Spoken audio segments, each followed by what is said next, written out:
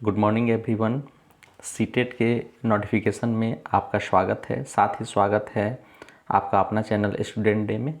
आज हम लोग सीटेट जुलाई सेशन के एग्ज़ाम के नोटिफिकेशन के परिचर्चा में आज हम लोग उपस्थित हैं। आज इस पर हम लोग इंफॉर्मेशन बुलेटिन पर हम लोग आज उपस्थित हैं।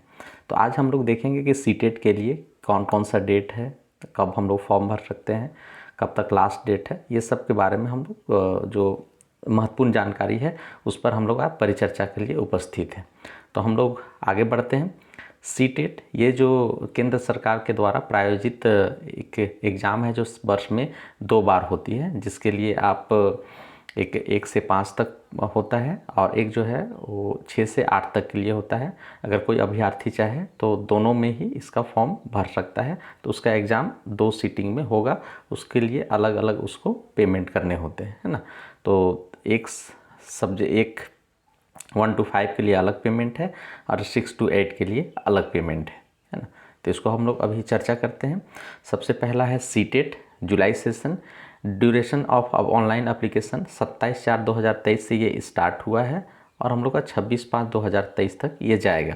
और साथ ही साथ इसका लास्ट डेट भी हम लोग का 26/5/2023 तक, ये 11:59 PM तक अर्थात आधी रात तक है ना। और फी भी हम लोग उसी दिन जमा कर सकते हैं, उसके बाद ये जमा नहीं होगा आपका, उस पर कोई विचार नहीं किया जाए। और ये जो प्रस्तावित एग्ज़ाम है ये जुलाई से अगस्त के बीच में CBT मोड अर्थात कंप्यूटर बेस्ड टेस्ट ये होता है। अब आगे बढ़ते हैं हम लोग। इसका एग्ज़ाम के बारे में हम लोग बात कर लिए। ये जो कंडक्ट है वो central board of secondary examination Delhi के द्वारा ये है।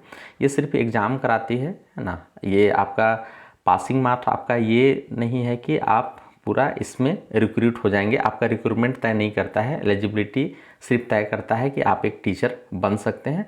वो आपका कोई एजेंसी जो रिक्रूटमेंट एजेंसी है वो तय करती है कि आपको लेना है कि नहीं लेना है। अब हम लोग आगे बढ़ते हैं इम्पॉर्टेंट डेट्स की ओर। जो हम लोग का अभी हम लोग बात कर लिए कि डेट इम्पॉर्टेंट डेट्स में से क्या क्या है, इसको एक बार फिर से आप रिवाइज कर सकते हैं। और नेक्स्ट में आता है कैंडिडेट को अप्लाई करने से पहले क्या क्या होना चाहिए। सबसे पहले तो पूरा रिक्वायरमेंट को उसको अच्छे से पढ़ लेना चाहिए और पूरा सेटिस्फाई हो जाना चाहिए कि क्या हम इस पोस्ट के लिए पूरा एलिजिबल हैं, हमारा क्वालिफिकेशन है ना, हमारा एजुकेशन, ये सब सारा चीज़ है हमारे पास या नहीं है। और जब आप मेलिंग एड्रेस दे उसमें पिन कोड जो है ज़रूर होना चाहिए, ताकि इसमें आपका जितनी भी चीज़ आए वो पोस्ट के थ्रू आए। और जब आप एप्लीकेशन फॉर्म सबमिट करें तो पहले ही डिसाइड कर लें कि पेमेंट मोड आप कैसे करेंगे। To keep confirmation page along, आप कन्फर्मेशन पेज की ओर यहाँ पर आगे बढ़ेंगे। उसके बाद हम लोग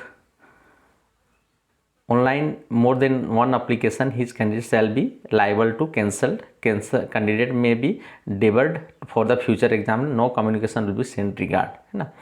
अब हम लोग मेथड जो ऑनलाइन सबमिशन का है, सबसे पहले ऑनलाइन अप्लाई ऑनलाइन करना है और उसके बाद सारे आपके जो लेटेस्ट स्कैन फोटोग्राफ और सिग्नेचर है सारी चीज़ आप लोग को अपडेट करने हैं। और उससे पहले आपको एक रजिस्ट्रेशन नंबर जनरेट होगा, उसको भविष्य के लिए आपको रखना है ना। ये सब है, इसको एक बार आप देख लीजिएगा। अब हम लोग आगे की ओर बढ़ते हैं।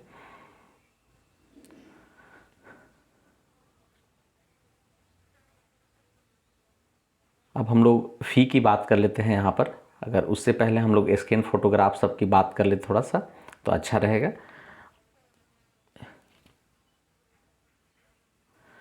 अपलोड स्कैन फोटोकॉपी और सिग्नेचर मैंडेटरी, और ये सब JPG फॉर्मेट में है, जिनका साइज़ जो है 10 KB से 100 KB तक होना चाहिए और इमेज डायमेंशन जो है 3.5 सेंटीमीटर से 4.5 सेंटीमीटर के बीच होना चाहिए। और सिग्नेचर जो है वो 3 से लेके 30 KB तक होना चाहिए और इसका जो साइज़ है 3.5 से लेकर के 1.5 सेंटीमीटर तक होना चाहिए। अब हम लोग पेमेंट की बात कर लेते हैं। तो जनरल OBC और NCL के लिए एक पेपर के लिए 1000 है और दोनों पेपर के लिए 1200 है ना। तो इसमें आप दोनों पेपर का एग्ज़ाम दे पाएंगे ना, 1 to 5 वाला भी और 6 to 8 वाला भी। और जब एक पेपर पे देंगे तो सिर्फ 1000 रुपये लगेगा आपको और सिर्फ एक ही पेपर का 1 to 5 या 6 to 8 है ना, वही का दे पाएंगे। ST SC के लिए एक पेपर के लिए 500 है और 2 पेपर के लिए 600 है, दोनों पेपर के लिए। अब इसमें जीएसटी भी आप लोग को लगेगा जब आप ऑनलाइन पेमेंट करेंगे तब।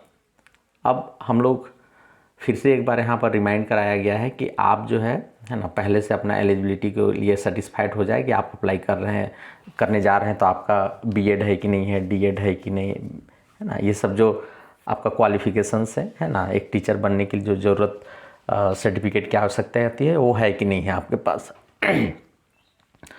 अब जो ऑनलाइन एप्लीकेशन है सीटेट के वेबसाइट, जो गवर्नमेंट का वेबसाइट है, इस पर ही आप लोगों को भरना है, दूसरा और कोई मोड स्वीकार नहीं किया जाएगा, है ना। अब आगे की ओर बढ़ते हैं। 20 में कुछ ऐसी इन्फॉर्मेशन है ना, जिसको आप पढ़ सकते हैं ना, या अभी के लिए फ़िलहाल के लिए जो है उसको नेगलेक्ट भी कर सकते हैं। उसके बाद हम लोग आगे की ओर बढ़ जाते हैं थोड़ा सा।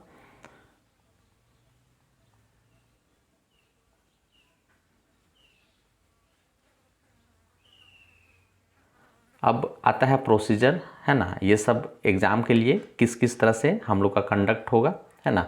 उसके लिए यहाँ पर है कि आपका पहला जो एग्ज़ाम होगा वो 7:30 से लेकर के चलेगा, है ना, शिफ्ट 1 में, और 12:30 तक, और शिफ्ट 2 जो है वो आप लोग का 120 मिनट का सारा चीज़ ये रहेगा, है ना।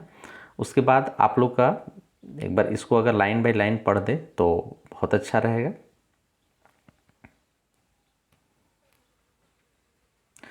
A candidate who comes after the commencement of exam shall not be permitted seat in the examination. The candidate shall report the examination center at 7:30 AM for shift 1 and 12:30 PM जो shift 2, 120 minute before the examination. तो candidate को बोला जा रहा है कि आप 7:30 बजे तक पहले शिफ्ट वाले में और दूसरे शिफ्ट वाले में 12:30 बजे से आप पहले आ जाइए, अन्यथा आपको एग्ज़ाम लिखने की परमिशन नहीं होगी। कुछ कुछ यहाँ पर जो आइटम्स है जिसको आपको एग्ज़ाम हॉल के अंदर नहीं ले जाना है, आप लोग तो खुद शिक्षक बनने जा रहे हैं तो आप लोग को ये सब जानकारी होगी। अगर आप गिल्टी कहीं पर पाए जाते हैं तो आपके ऊपर बड़ी कार्रवाई हो सकती है, तो ये सबको जितना हो सके अवॉइड कीजिए। अब हम लोग कुछ और महत्वपूर्ण बिंदु पर विचार कर लेते हैं। तो हमारे पास कोई इम्पोर्टेंट नोट्स हैं, है ना, जो डेट्स हैं, और कैंडिडेट जो अप्लाई कर रहे हैं उसके लिए यहाँ पर कुछ कुछ जो चीज़ें की है उसको भी आप वीडियो पॉज करके देख सकते हैं। और ये अभी हम लोग बात किए कि कौन कौन सा फ़ोटोग्राफ सिग्नेचर किस ये में चाहिए, और ये पेमेंट की बात फिर से रिवाइज की जा रही है ना। उसके बाद आपका एग्जामिनेशन सेंटर जो है आप चॉइस कर सकते हैं कि आप कहाँ से आप एग्ज़ाम को उसको लिख सकते हैं। और जो कैंडिडेट्स का जो नेम है, जो आपका मैट्रिक का सर्टिफिकेट में है, उसमें पापा का नाम, मम्मी का नाम सारा वही रहेगा, आप उसको चेंज नहीं कीजिएगा। हमारे पास यहाँ पर है सबके कोड दिए गए, कौन कौन सब्जेक्ट से आप आगे बढ़ रहे हैं सबका कोड दिया गया है, उसको आप लेकर के आगे बढ़ सकते हैं। डिसेबल पर्सन के लिए यहाँ पर दिया गया है कि आप कोई डिसेबल इसमें से है कि नहीं है ना। और पर्सनल डिटेल जो कैटेगरी आपकी है उसको करना है, और अगर आप कौन कौन से एग्ज़ाम जो पास कर चुके हैं या अपीयर हैं उसको आप ये कर सकते हैं।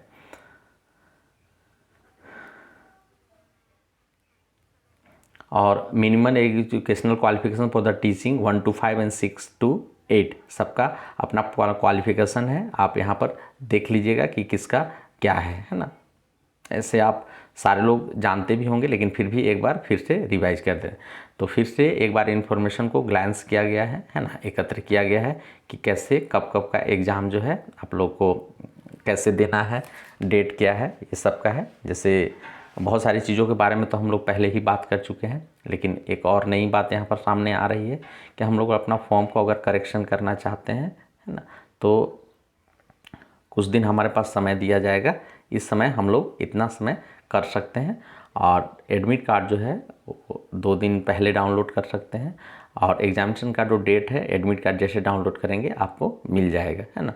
और रिजल्ट भी डिक्लेयर कर दिया गया है कि सितंबर में आपका संभावना है कि हो जाएगा।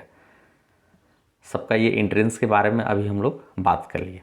तो अप्रोक्स हम लोग इस नोटिफिकेशन के मोटा मोटी जानकारी को हम लोग हासिल कर लिए हैं, है ना। आशा करते हैं कि आपको ये जानकारी पसंद आई होगी, उपयोगी लगी होगी, है ना। तो एक लाइक ज़रूर कर दीजिए वीडियो को, और चैनल में नए हैं तो एक सब्सक्राइब कर दीजिए, ताकि आने वाले इस तरह के नए वीडियो को आपको अपडेट्स जल्दी मिलती रहे और हमारा भी हौसला बढ़ते रहे, ताकि इस तरह के नए नए अपडेटेड वीडियो, रिमाइंडर वीडियो आपके लिए लेकर आए, ताकि आपका भविष्य उज्जवल हो। तो स्टूडेंट डेज परिवार आपके उज्जवल भविष्य की कामना करती है। आप जितना जल्दी हो सके आप सफलता की ऊंचाइयों को छुए, ये हमारी तरफ से सबसे बड़ी शुभकामनाएं हैं। तो वीडियो के अंत तक बने रहने के लिए आपका बहुत बहुत धन्यवाद, आभार।